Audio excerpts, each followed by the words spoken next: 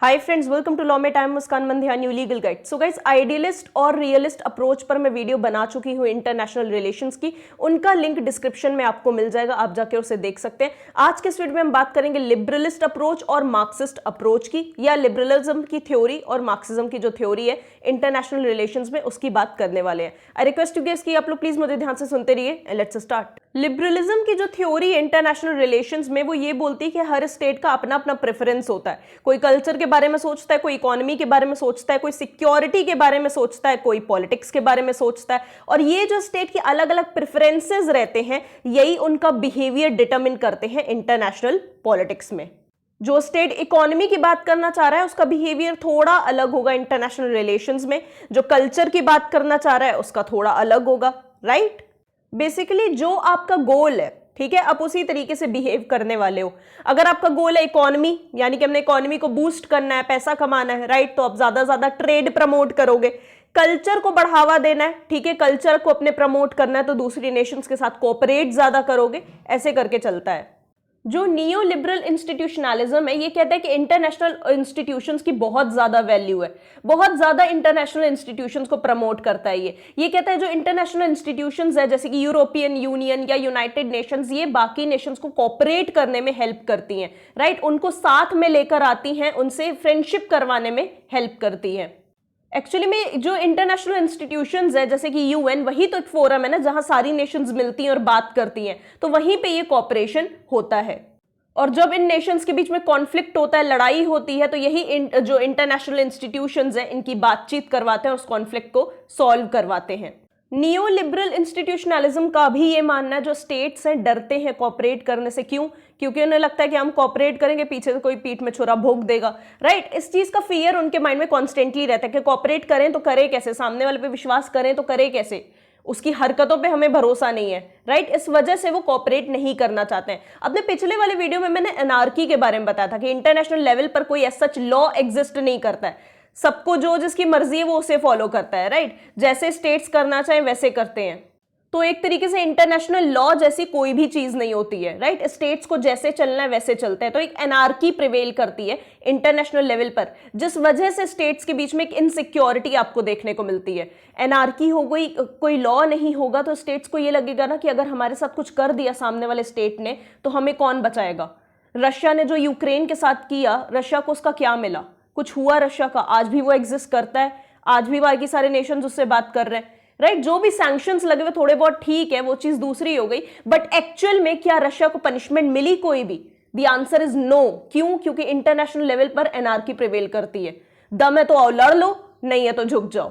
इसीलिए जो स्टेट्स हैं वो कोऑपरेट करने से डरते हैं। अगर आप चैनल पर नए हैं तो प्लीज सब्सक्राइब जरूर करिएगा, शेयर करिएगा वीडियोस को। ऐसे बहुत सारे इंपॉर्टेंट वीडियोस मैं चैनल पर लाने वाली हूं। अब डिस्कस करेंगे लिबरलिज्म को, या लिबरलिस्ट थ्योरी को इंटरनेशनल रिलेशंस में। रियलिस्ट थ्योरी को स्ट्रांगली चैलेंज किया है लिबरलिस्ट थ्योरी ने। जो रियलिस्ट थ्योरी थी वो पावर पॉलिटिक्स की बात करती थी कि पॉलिटिक्स में कुछ नहीं होता, सिर्फ पावर ही प्रिवेल करता है। स्टेट्स जो है वो हमेशा आपस में लड़ना चाहते हैं, हमेशा वॉर होती रहेगी, यही कहना था रियलिस्ट थ्योरी का। लेकिन जो लिबरल थ्योरी है वो ये कहती है कि स्टेट्स जो है वो आपस में कोऑपरेट करना चाहते हैं, उनके बीच में कोऑपरेशन को हमें प्रमोट करना चाहिए, ना कि वॉर को। कोल्ड वॉर का जो एरा था, आप उसे एरा ऑफ रियलिज्म कह सकते हो। क्यों? क्योंकि उस वक्त जस्ट दो यूएसएसआर और यूएसए के बीच में एक तरीके से लड़ाई चल रही थी। एक्चुअल लड़ाई भी नहीं थी, बट वो दोनों कोऑपरेट बिल्कुल नहीं कर रहे थे, राइट। तो कोल्ड वॉर के एरा को आप रियलिज्म से कंपेयर कर सकते हो, और कोल्ड वॉर के बाद का जो एरा आया उसे आप लिबरलिज्म का एरा कह सकते हो। क्यों? क्योंकि कोल्ड वॉर के बाद नेशंस ने कोऑपरेट करना एक दूसरे के साथ शुरू किया। नॉन अलाइन मूवमेंट भी आया, राइट, जहां पे कोऑपरेशन की बात कही गई है। कोल्ड वॉर के बाद लोगों को समझ में आया, नेशंस को समझ में आया कि अगर हमें स्ट्रेंथ चाहिए, अगर हमें आगे बढ़ना है, डेवलपमेंट चाहिए, तो हमें साथ में मिलकर चलना होगा, कोऑपरेट करना होगा। अब ऐसे 3 इवेंट्स हुए जहां पे रियलिस्ट व्यू से हटकर हम लिबरलिस्ट व्यू पर आए, राइट। जहां पे रियलिस्ट व्यू क्या कहता था कि स्टेट ऑफ पावर की ही बात करता था, राइट, कि इंटरनेशनल पॉलिटिक्स में सिर्फ स्टेट और ताकत ही प्रिवेल करती है। इस व्यू से हटकर हम कोऑपरेशन वाले व्यू पर कैसे आए, उसके लिए 3 इवेंट्स को हमें समझना होगा। पहला इवेंट था emergence of league of Nations. First world war के बाद जो नुकसान हुआ उसके बाद सारी नेशंस को लगा कि कोई ऐसा इंस्टीट्यूशन होना चाहिए जो हमारे बीच कॉपरेशन बढ़ा सके, इसलिए आया लीग ऑफ नेशंस, जो कि बुरी तरीके से फेल हो गया। फिर हुआ सेकेंड वर्ल्ड वॉर, जहां पे बहुत ज्यादा नुकसान हुआ, ह्यूमैनिटी का मतलब मास में नुकसान हुआ, राइट, बहुत भयंकर लॉस झेलना पड़ा। और तब नेशंस को सच में चीज समझ में आई कि नहीं, हमें अब लड़ना नहीं है, और ज्यादा लड़ाई नहीं, इसीलिए आया यूनाइटेड नेशंस, जो आज तक कंटिन्यू हो रहा है। फिर यूरोपियन यूनियन का भी एवोल्यूशन हुआ, राइट। तो इन तीन चीजों की वजह से, इन तीन इवेंट्स की वजह से हम रियलिस्ट व्यू को छोड़ पाए जो कि वॉर की बात करता था, और लिबरलिस्ट व्यू पर आ पाए जो कि कोऑपरेशन की बात करता है। ये एक तरीके से जो तीन इवेंट्स हुए ये हमें यही चीज समझाने की कोशिश कर रहे हैं कि हमेशा वॉर की बात होती रहेगी, राइट। वॉर एक रियलिटी है, लेकिन पीस की भी बात होगी, राइट। हम हमेशा वॉर तो करेंगे, वॉर तो होते ही रहेंगे, लेकिन साथ में हम पीस को भी प्रमोट करने की पूरी कोशिश करेंगे। लिबरलिज्म किन चीजों से मिलकर बना है? पहला है सेल्फ रेस्ट्रेन, यानी खुद पर रेस्ट्रिक्शंस लगाइए, राइट। स्टेट्स के लिए कि आप खुद पर थोड़े रेस्ट्रिक्शंस लगाइए, हर वक्त वॉर करने की जरूरत नहीं है, मॉडरेट करिए खुद को, दूसरे स्टेट्स के साथ कॉम्प्रोमाइज करिए और पीस की सिचुएशन डेवलप करिए। रियलिस्ट एरा में हम वॉर, आर्म्स, ठीक है, कॉन्फ्लिक्ट्स की बात करते थे, आप वाला वीडियो जरूर देखना, ठीक है। और लेकिन लिबरलिज्म के एरा में हम डेमोक्रेटिक आइडियाज की बात करते हैं, जहां लोगों के पास अधिकार है कि वो अपना ओपिनियन सामने रख सकते हैं, हर चीज गवर्नमेंट नहीं करेगी, लोग भी शामिल होंगे, राइट। ये कहता था लिबरलिस्ट का आइडिया कि डेमोक्रेटिक आइडियाज को प्रमोट करना है, पीस को प्रमोट करना है, जहां लोगों की भी से हो। गवर्नमेंट, स्टेट्स तो चाहेंगे कि वॉर हो, लेकिन जो सिटीजन्स हैं उनका क्या कहना है? वॉर होता है तो यार गवर्नमेंट बच जाती है, जो बड़े बड़े लीडर्स हैं वो बच जाएंगे, मरेंगे कौन? हम जैसे लोग, राइट। सिटीजन्स को ज्यादा नुकसान होगा, इसलिए उनका ओपिनियन बहुत मैटर करता है। आज अगर आप वर्ल्ड लीडर्स को देखो तो वो global justice, equality, poverty eradication, poverty को खत्म करना है, एजुकेशन को इंक्रीज करना है, टेक्नोलॉजिकल डेवलपमेंट की बात करनी है, इन सारी चीजों की बात कर रहे हैं। रियलिस्ट एरा में कोई भी लीडर इन सारी चीजों की बात नहीं कर रहा था, सिर्फ वॉर की बात हो रही थी। प्रिंसिपल्स ऑफ लिबरल आइडियोलॉजी, जो लिबरल आइडियोलॉजी है वो बेस्ड किस पर है, राइट। उसके प्रिंसिपल्स क्या है हम वो समझने वाले हैं। फर्स्ट प्रिंसिपल जिस पे लिबरल आइडियोलॉजी बेस्ड है वो है idea of individual rights. Individuals कुछ नेचुरल राइट्स के साथ ही बॉर्न हुए हैं, जैसे कि right to life, liberty and property. एक बहुत इंपॉर्टेंट राइट है राइट टू पॉलिटिकल फ्रीडम, जिसका मतलब है कि हर सिटीजन के पास अधिकार है कि वो अपनी गवर्नमेंट को चुन सकता है। इसी राइट की वजह से, राइट टू पॉलिटिकल फ्रीडम की वजह से आज हमारे पास अडल्ट फ्रेंचाइज है, मतलब कि हर 18 साल का बच्चा वोट कर सकता है, ठीक है। रिप्रेजेंटेटिव डेमोक्रेसी है हमारे पास, वो इसी वजह से है। कांत का कहना है, इमैनुअल कांत का कहना है, पीसफुल वर्ल्ड हम तब तक एस्टैब्लिश नहीं कर पाएंगे जब तक हम कुछ ग्लोबली एक्सेप्टेड आइडियाज को एक्सेप्ट नहीं करेंगे। कुछ ग्लोबली एक्सेप्टेड आइडियाज होने चाहिए जिनको हर नेशन फॉलो करेगी, तभी पीस एस्टैब्लिश हो पाएगा। जैसे कि right to life, right to property, ये हर स्टेट में मौजूद होने चाहिए। कांत ने परपीचुअल पीस का भी कॉन्सेप्ट दिया है। लिबरलिज्म की थ्योरी में कुछ अलग नहीं पढ़ा रही हूं आपको, राइट। जो लिबरलिज्म वाले वीडियोस मैंने पहले बनाए, सेम ये वही चीज है, बस इसको इंटरनेशनल रिलेशंस में जाके अप्लाई करना है, और इसमें कुछ भी नया नहीं है, राइट। देखो लिबरलिस्ट जो थे वो फ्री मार्केट की बात करते थे, राइट, कि स्टेट को कम से कम इंटरफेयर करना चाहिए इंडिविजुअल की लाइफ में, मार्केट फ्री होनी चाहिए, राइट। स्टेट को इंटरफेयर नहीं करना चाहिए मार्केट में। इंडिविजुअल को प्राइवेट प्रॉपर्टी होल्ड करने का अधिकार मिलना चाहिए, जो कि इसके ऑल ओवर डेवलपमेंट के लिए बहुत ज्यादा इंपॉर्टेंट है। स्टेट का मात्र इतना सा काम है कि उसे इंडिविजुअल की फ्रीडम को प्रोटेक्ट करना है, बस उसकी लाइफ में इंटरफेयर नहीं करना है। हाँ, अगर इंडिविजुअल दूसरों की लाइफ में इंटरफेयर कर रहा है, उन्हें तंग कर रहा है, दूसरों को उनकी फ्रीडम एंजॉय नहीं करने दे रहा है, तब स्टेट इंडिविजुअल को रोक सकता है, बट बेवजह स्टेट इंडिविजुअल की लाइफ में इंटरफेयर नहीं करेगा। जो नियो लिबरल फिलोसोफर्स हैं उनका कहना है हमें ग्लोबल इंस्टीट्यूशंस को एस्टैब्लिश करना चाहिए, जैसे कि वर्ल्ड ट्रेड ऑर्गेनाइजेशन, जो ट्रांसपेरेंसी और अकाउंटेबिलिटी को प्रमोट करेंगी। इंटरनेशनल ट्रेड एक तरीके से सही से हो पाएगा और उस इंटरनेशनल ट्रेड पर नजर रखने के लिए भी कोई रहेगा। मतलब नेशंस के बीच के इकोनॉमिक रिलेशंस को प्रमोट करने के लिए, इकोनॉमिक रिलेशंस को अच्छा करने के लिए कुछ इंटरनेशनल ऑर्गेनाइजेशंस का होना जरूरी है, जिसमें से एक है वर्ल्ड ट्रेड ऑर्गेनाइजेशन।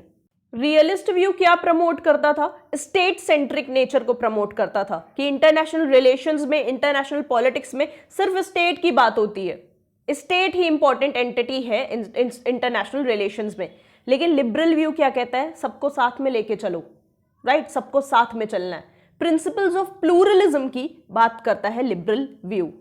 स्टेट का काम है इंटरनेशनल लेवल पर, इंटरनेशनल फोरम्स पर हमें रिप्रेजेंट करना, क्योंकि हम इंडिविजुअल्स वहां पर नहीं जा सकते हैं, राइट? हम यूनाइटेड नेशंस में खड़े होकर अपनी बात नहीं कह पाएंगे। जो स्टेट है वो हमें रिप्रेजेंट करेगा वहां पर कि हमारे जो सिटीजन्स हैं उनका कहना ये है। बस इतना सा काम है स्टेट का। और ये चीज कैसे होगी? हमारे व्यूज स्टेट को कैसे पता लगेंगे? फॉरेन पॉलिसी के थ्रू, राइट? स्टेट जो है हमारे व्यूज सुनेगा और उसे एक फॉरेन पॉलिसी के रूप में बनाएगा और बाकी स्टेट्स को बताएगा कि हमारी भाई कंट्री की फॉरेन पॉलिसी ये है, इंटरनेशनल फोरम पर जाकर। ठीक है, स्टेट का काम ये है। स्टेट एक मीडियम है जिसके थ्रू हम अपनी बात बाकी स्टेट्स तक पहुंचाते हैं। दैट्स ऑल, इतना ही है। नियो लिबरलिज्म को समझेंगे। नियो लिबरल्स जो है वो ये मानते हैं कि हाँ, एनार्की प्रिवेल करती है इंटरनेशनल रिलेशंस में। ठीक है, स्टेट को डर लगता है कोऑपरेट करने से, बट फिर भी वो कोशिश करते हैं पीस और कोऑपरेशन अचीव करने के लिए, राइट? आप देखोगे कि ठीक है, एनार्की प्रिवेल कर लिए, कोई इंटरनेशनल लॉ नहीं है, फिर भी फ्रेंडशिप तो है काफी सारे स्टेट्स के बीच में, राइट? इंडिया और जापान के बीच में अच्छी फ्रेंडशिप है। तो रिलेशंस हर स्टेट के साथ हमारे हैं, ठीक है, भले ही हमें अंदर से डर लग रहा हो। अब डर लग रहा है तो क्या करेंगे? तैयारी करके बैठो, राइट? जब कुछ होगा तो हम भी तैयार हैं, यही एक रास्ता है। बेसिकली जो रियलिस्ट व्यू वाले लोग थे, रियलिस्ट एक तरीके से स्कॉलर्स जो थे, वो काफी पेसिमिस्टिक पिक्चर दे रहे थे हमें इंटरनेशनल रिलेशंस की। वो एक तरीके से डरा रहे थे कि बहुत डरावनी चीज है, राइट? यहाँ पे ह्यूमैनिटी के लिए जगह नहीं है। लेकिन जो नियो लिबरल्स हैं या लिबरल्स हैं, वो हमें एक ऑप्टिमिस्टिक, एक पॉजिटिव पिक्चर देते हैं इंटरनेशनल रिलेशंस की।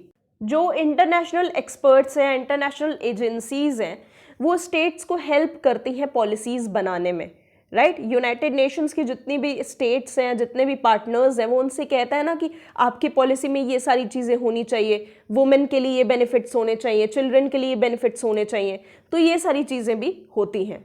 बहुत सारी सिविल सोसाइटी ऑर्गेनाइजेशंस भी आपको देखने को मिलेंगी इंटरनेशनल लेवल पर, और उसके साथ साथ कुछ ग्रुप भी देखने को मिलेंगे ग्लोबल लेवल पर। तो अब हम कह सकते हैं कि जो इंटरनेशनल रिलेशंस है वो एक डिसेंट्रलाइज्ड अफेयर हो चुका है, राइट? रियलिस्ट के टाइम पे जो इंटरनेशनल रिलेशंस था वो एक सेंट्रलाइज्ड अफेयर था। सिर्फ स्टेट्स ही वहां पर बोल सकते हैं, सिर्फ स्टेट्स की ही बात होगी, स्टेट्स की जैसी मर्जी होगी वही होगा। बट लिबरल्स ने क्या कहा कि नहीं, इंटरनेशनल रिलेशंस एक डिसेंट्रलाइज्ड अफेयर बनेगा जहां पे सबकी कुछ ना कुछ बात होगी, चाहे वो ग्रुप्स हो, चाहे वो ऑर्गेनाइजेशंस हो, वो अपनी बात वहां पर रख सकते हैं। हर स्टेट को अपना डेवलपमेंट करना है, ठीक है? उसको भी ग्रोथ चाहिए, एम्प्लॉयमेंट चाहिए, अपने लोगों के लिए स्टेबिलिटी चाहिए। इन सारी चीज़ों की वजह से सारे स्टेट्स एक दूसरे से कनेक्ट होते हैं। फाइनली अब हम डिस्कस करने वाले हैं Marxist theories of international relations.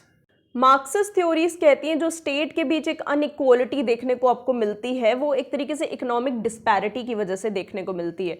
कोई नेशन बहुत ज़्यादा अमीर है, कुछ नेशंस अमीर नहीं है, इस वजह से उनके बीच में एक इनइक्वालिटी आपको देखने को मिलती है। जो मेजर फोकस है मार्क्सिस्ट स्कॉलर्स का वो ये है कि जो कैपिटलिस्ट कंट्रीज हैं या जिन कंट्रीज के पास बहुत ज़्यादा पैसा है, वो एक तरीके से इंटरनेशनल रिलेशंस को शेप करने की कोशिश कर रही हैं अपने इकोनॉमिक बेनिफिट्स के लिए, ठीक है? जैसे कोई कंट्री है, नाम नहीं लेंगे उसका, लेकिन उसके पास बहुत ज़्यादा पैसा है, राइट? वो एक तरीके से वर्ल्ड को कंट्रोल करने की कोशिश कर रही है, वो एक इंटरनेशनल पॉलिटिक्स को अपने फेवर में लाने की कोशिश कर रही है ताकि वो और ज़्यादा इकोनॉमिकली डेवलप करे। ये कहना है मार्क्सिस्ट स्कॉलर्स का। दो मेजर मार्क्सिस्ट थॉट है जिनके बारे में, या थ्योरीज है जिनके बारे में हमें पढ़ना है इंटरनेशनल रिलेशंस में। पहली है डिपेंडेंसी थ्योरी, दूसरी है वॉलरस्टेन्स की वर्ल्ड सिस्टम थ्योरी। डिस्कस करते हैं डिपेंडेंसी थ्योरी को। 1970s और 1980s के दौरान ये थ्योरी पॉपुलर हुई थी।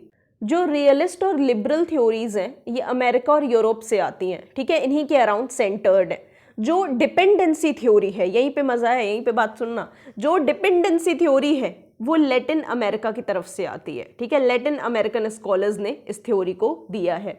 सीधी सी साफ बात, डिपेंडेंसी थ्योरी ये बताती है कि किस तरीके से जो कैपिटलिस्ट कंट्रीज हैं या किस तरीके से जो स्ट्रॉन्ग कंट्रीज हैं वो वीक कंट्रीज को डिस्ट्रॉय करती हैं खुद के गेन्स के लिए। सिंपल इतनी सी बात करती है डिपेंडेंसी थ्योरी। किस तरीके से स्ट्रॉन्ग कंट्रीज या जो वेल्दी कंट्रीज हैं वो छोटी छोटी कंट्रीज को खुद पर डिपेंड कर देती हैं और उसके बाद जो छोटी छोटी कंट्रीज हैं उनका फ्यूचर डिस्ट्रॉय करती हैं। ठीक है, एक बड़ी मछली एक छोटी मछली को कैसे खाती है, इसके बारे में है डिपेंडेंसी थ्योरी। डिपेंडेंसी का मतलब ही यही है कि छोटी छोटी कंट्रीज किस तरीके से डिपेंड हो जाती हैं अपने ग्रोथ के लिए, अपने डेवलपमेंट के लिए बड़ी बड़ी कंट्रीज पर, राइट। जैसे कि लैटिन अमेरिकन कंट्रीज हैं या अफ्रीकन कंट्रीज है जो छोटी छोटी, वो किस तरीके से बड़ी बड़ी कंट्रीज पर डिपेंड हो चुकी हैं अपने डेवलपमेंट के लिए, अपनी ग्रोथ के लिए। तो ये डिपेंडेंसी क्रिएट कैसे की जाती है, राइट। जैसे कि चाइना है, अब जो कमज़ोर कंट्री है उसको हेल्प चाहिए, इकोनॉमिक हेल्प चाहिए, पैसा चाहिए डेवलपमेंट के लिए, तो चाइना जाएगा उसके पास, बोलेगा भाई हम फॉरेन इन्वेस्टमेंट करेंगे, हम तुम्हें एड देंगे, राइट। तो इस तरीके से जो छोटी कंट्री है वो एक तरीके से बड़ी कंट्री पर डिपेंड हो गई। अब उस छोटी कंट्री को पैसे की ज़रूरत है, चाइना उसे पैसा देगा, बदले में कुछ तो लेगा ना, राइट। बदले में वो कुछ भी मांग सकता है, उससे बहुत बड़ा एक हिस्सा मांग सकता है उस कंट्री का, कुछ भी मांग सकता है, राइट, खुद के लिए, सेल्फिश इंटरेस्ट के लिए।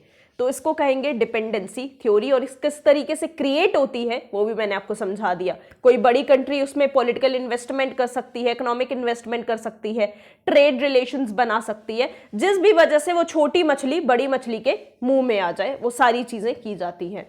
कॉलोनियल टाइम में क्या होता था, जब कॉलोनियलिज्म प्रिवेल करता था, जब यूरोप ने एक तरीके से बहुत सारी कंट्रीज को अपनी कॉलोनी बना लिया था, एक तरीके से इंडिया भी ब्रिटेन की कॉलोनी था, तो क्या हुआ इंडिया में, हम यूरोप के ऊपर डिपेंड हो गए। छोटी छोटी यूरोप लेकर हमारी ही वेल्थ गया, पूरा पैसा यहीं से लेकर गया, वो डेवलप हो गया, हम डेवलप नहीं हो पाए, राइट। वो हमारी सारी वेल्थ ले गया, हम आज यहीं पर हैं, वो कितना ज्यादा डेवलप्ड है। तो ये चीजें इसी वजह से होती है, हम उस पर डिपेंड हो गए, राइट। न्यू डिपेंडेंसी क्या है, इसे समझते हैं।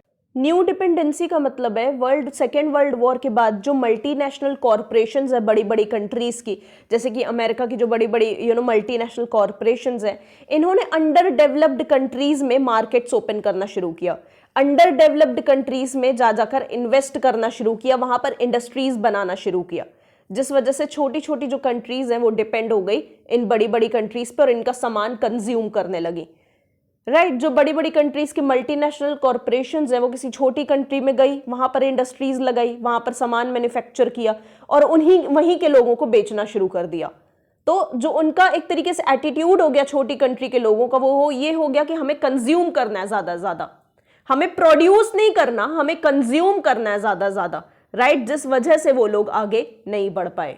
भाई अब जितना ज्यादा कंज्यूम करोगे उतना ज्यादा पैसा खर्च करोगे ना, प्रोड्यूस करोगे तब तो कमाओगे। तो जो बड़ी बड़ी कंट्रीज हैं वो तो कमाती जा रही हैं, तुम कंज्यूम करते जा रहे हो तो तुम्हारे हाथ से पैसा जाता जा रहा है। कार्डोसो, ये भी एक स्कॉलर है बेसिकली, इनका कहना है कि कैपिटलिज्म अंडर डेवलपमेंट को प्रमोट करता है, ठीक है। डिपेंडेंसी थ्योरी के एक तरीके से जो की स्कॉलर है वो है फ्रैंक। फ्रैंक का कहना था जो ग्लोबल कैपिटलिस्ट सिस्टम है वो कोर पेरिफेरी रिलेशनशिप से बना है। कोर पेरिफेरी रिलेशनशिप ये बहुत बहुत बहुत इंपॉर्टेंट चीज है डिपेंडेंसी थ्योरी में, और इसे ही अब हम समझने वाले हैं। अब तो वीडियो को लाइक कर दो यार, इतना अच्छा कंटेंट ला रही है तुम्हारे लिए। जो डेवलप्ड कंट्रीज हैं वो अपने प्रोडक्ट्स, जो फिनिश्ड प्रोडक्ट्स रहते हैं वो डेवलपिंग कंट्रीज में जाकर सेल करती हैं। क्यों? क्योंकि वहां पर उन्हें बड़ी मार्केट मिलती है। जैसे कि अमेरिका जैसी इकोनॉमीज हो गई, ये लोग प्रोड्यूस करते हैं प्रोडक्ट्स लेकिन बेचते कहाँ हैं? इंडिया में। क्योंकि यहाँ पर बहुत बड़ा मार्केट है लोगों का। अब हम समझेंगे कोर पेरिफेरी रिलेशनशिप को। देखो जो स्ट्रॉन्ग कंट्रीज हैं, जो डेवलप्ड कंट्रीज हैं, उनको कोर कहा गया है, ठीक है। जो एक सर्किल है, उस सर्किल का जो सेंटर पार्ट है उसको कहते हैं कोर। तो जो स्ट्रॉन्ग कंट्रीज हैं उनको कोर कहा गया है, और सर्किल की जो बाउंड्री है उसको पेरिफेरी कहा गया है, यानी वीक कंट्रीज को पेरिफेरी कहा गया है। अब इस पूरी दुनिया को हम एक सर्किल के रूप में इमेजिन करते हैं, ठीक है। ये पूरी दुनिया जो है, ये जो पूरी मार्केट जो है, ये एक सर्किल है। तो जो वीक कंट्रीज हैं वो सर्किल की बाउंड्रीज हैं, यानी कि पेरिफेरी हैं, ठीक है। और जो कोर है सर्किल का, यानी सेंटर पॉइंट है, वो स्ट्रॉन्ग और डेवलप्ड कंट्रीज से बना है। अब जो ये पेरिफेरी स्टेट्स हैं, छोटी छोटी कंट्रीज हैं, वीक कंट्रीज हैं, ये कोर को रॉ मटेरियल सप्लाई करते हैं, ठीक है। ये कोर को रॉ मटेरियल सप्लाई करते हैं, और जो कोर यानी कंट्रीज है, जो स्ट्रॉन्ग कंट्रीज हैं, ये डिटरमिन करती हैं कि इन पेरिफेरी स्टेट्स को क्या मिलना चाहिए, ठीक है, पेरिफेरी स्टेट्स की मर्जी नहीं चलने वाली है, जो कोर स्टेट्स देंगे वो तो उन्हें एक्सेप्ट करना पड़ेगा। पेरिफेरी स्टेट्स का डेवलपमेंट उनके हाथ में रह ही नहीं गया है, पेरिफेरी स्टेट्स का डेवलपमेंट कोर स्टेट्स के हाथ में है। यहां तक कि जो पेरिफेरी स्टेट्स हैं वो खुद के लिए डिसीजंस तक नहीं ले पाते, उनकी सॉवरेंटी तक छिन जाती है। सारे डिसीजन मेकिंग पावर जो है, जो सारी पावर है, वो कोर कंट्रीज के हाथ में चली जाती है। एक तरीके से हम एग्जाम्पल ले रहे हैं कि एक टाइम पर इंडिया जो है वो एक पेरिफेरी स्टेट था और यूरोप एक कोर था, ठीक है, वो एक कोर कंट्री था, जहां पे जो कोर को जो चाहिए था, यूरोप को जो चाहिए था, वो इंडिया से मांग रहा था, बट इंडिया को कुछ भी नहीं मिल रहा था। लिबरल थिंकर्स का यही मानना था ना कि जो मार्केट है वो फ्री होनी चाहिए, इकोनॉमिक एक्टिविटी फ्री होनी चाहिए, उसमें स्टेट की कभी भी कोई इंटरफेरेंस नहीं होनी चाहिए, और धीरे धीरे जो पैसा है वो कैपिटलिस्ट क्लास से होकर प्रोलेटेरिएट्स के हाथ में जाएगा थ्रू ट्रिकल डाउन इफेक्ट। ऐसा ही उनका मानना था कि धीरे धीरे जो पैसा है कैपिटलिस्ट से होकर प्रोलेटेरिएट्स के हाथ में जाएगा। ऐसा कुछ भी नहीं हुआ है। इसकी वजह से सिर्फ इतना हुआ है कि इनइक्वालिटी बढ़ी है लोगों के बीच में, जो वर्किंग क्लास है उसके बीच में इनइक्वालिटी बढ़ी है, कैपिटलिस्ट और प्रोलेटेरिएट्स के क्लासेस के बीच में इनइक्वालिटी ऑफ वेल्थ देखने को मिली है। एक के हाथ में बहुत ज्यादा पैसा है, एक के हाथ में बिल्कुल कम पैसा है, जिस वजह से वर्किंग क्लास मूवमेंट्स स्टार्ट हो गए, जिस वजह से रिवॉल्यूशंस आए, जिस वजह से मार्क्सिज्म आया। क्यों? क्योंकि वर्किंग क्लास को कुछ मिल ही नहीं रहा था, उनका सिर्फ एक्सप्लॉयटेशन हो रहा था। तो फ्री मार्केट जिसकी बात करते थे liberal thinkers like Adam Smith, वो एक मिथ था, वो एक झूठ था। यूरोपियन कोलोनियलिज्म ने एक तरीके से जो कॉलोनीज थी पूरी दुनिया में, जो उन्होंने कॉलोनीज एस्टैब्लिश की थी, उनको एक तरीके से एग्जॉस्ट कर दिया, उनके रॉ मटेरियल्स को तो वेस्ट किया ही किया। खासी उनकी जो एक तरीके से सोशो इकोनॉमिक कंडीशंस थी, पॉलिटिकल सिस्टम्स थे, उनको भी काफ़ी हद तक चेंज कर दिया। यूरोपियन एक तरीके से यूरोप कंट्रीज जो थी, छोटी छोटी कंट्रीज जो इनकी कॉलोनीज थी, वहाँ से रॉ मटेरियल लेकर जाती थी, अपना इंडस्ट्रियल डेवलपमेंट कर लिया और उन छोटी छोटी कंट्रीज को एक तरीके से वही फिनिश्ड प्रोडक्ट्स बनाकर बेचना शुरू कर दिया। राइट, इंडिया से रॉ मटेरियल लेकर जाते थे, वहाँ प्रोडक्ट्स बनाते थे और फिर वही प्रोडक्ट्स इंडिया में वापस भेजते थे कंज्यूम करने के लिए, तो उनका तो हर तरीके से फ़ायदा हो रहा था। डिपेंडेंसी थ्योरी के क्या क्रिटिसिज्म्स है?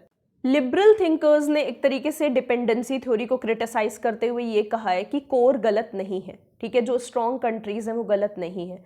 स्ट्रॉन्ग कंट्रीज एक तरीके से हेल्प करती हैं पेरिफेरल कंट्रीज की ग्रो करने में और उन्हें इंडस्ट्रियलाइज बनाने में, ठीक है, और उनमें इन्वेस्ट करती हैं और वहाँ पर नई मार्केट क्रिएट करती हैं।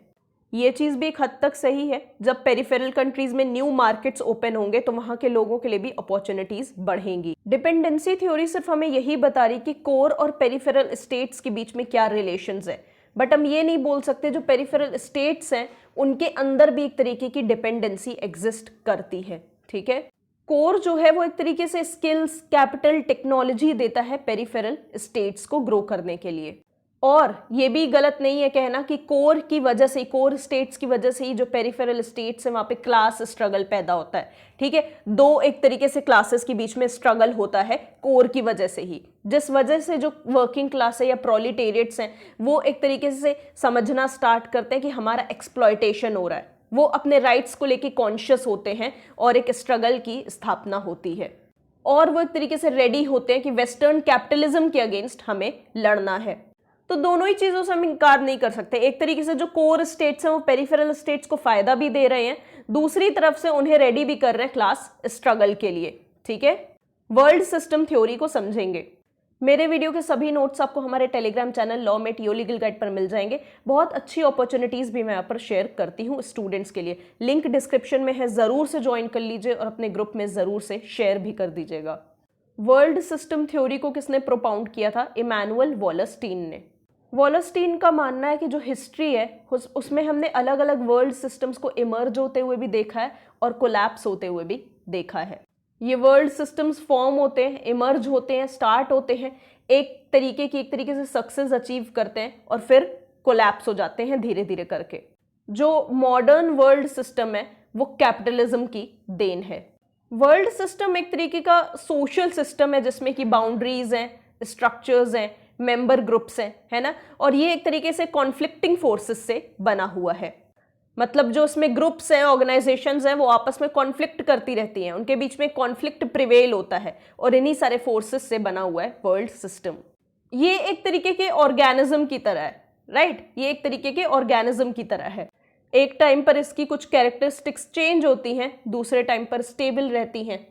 कोर और पेरिफेरी का तो हमने कॉन्सेप्ट समझ लिया। वॉलस्टीन ने एक नया एलिमेंट हमें दिया है जो कि है सेमी पेरिफेरी। सेमी पेरिफेरी का सिंपल सा यही मतलब है कि इसमें कुछ फीचर्स आपको कोर कंट्रीज के देखने को मिलेंगे, कुछ फीचर्स आपको पेरिफेरल कंट्रीज के देखने को मिलेंगे। पेरिफेरल कंट्रीज में जो डिपेंडेंसी थ्योरी में हमने पेरिफेरल स्टेट्स के बारे में पढ़ा, वो बहुत ज्यादा अंडर डेवलप्ड थे, राइट। वहां पे इंडस्ट्रियल डेवलपमेंट नहीं था, कुछ नहीं था। लेकिन जो सेमी पेरिफेरल कंट्रीज हैं, वहां पर एक तरीके से इंडस्ट्रियल बेस स्ट्रांग है, just like the core states. जैसे कोर स्टेट्स का इंडस्ट्रियल बेस स्ट्रांग है, उसी तरीके से सेमी पेरिफेरल कंट्रीज का भी इंडस्ट्रियल बेस स्ट्रांग है। इस वजह से सेमी पेरिफेरल कंट्रीज इंपॉर्टेंट हो जाती हैं इकोनॉमिक डेवलपमेंट के पर्सपेक्टिव से, ठीक है। उनका भी एक तरीके से कंट्रीब्यूशन रहता है मॉडर्न वर्ल्ड सिस्टम में। नेशन स्टेट्स जो हैं वो एक वर्ल्ड सिस्टम में चेंज होती रहती हैं, ठीक है। वो कभी भी सेम नहीं रहता है उनका नेचर। जो स्ट्रॉन्ग क्लासेस एग्जिस्ट करती हैं स्टेट में, वो उसको फोर्स करती हैं कि हमारे इंटरेस्ट को फॉलो करो, हमारे इंटरेस्ट की बात मानो।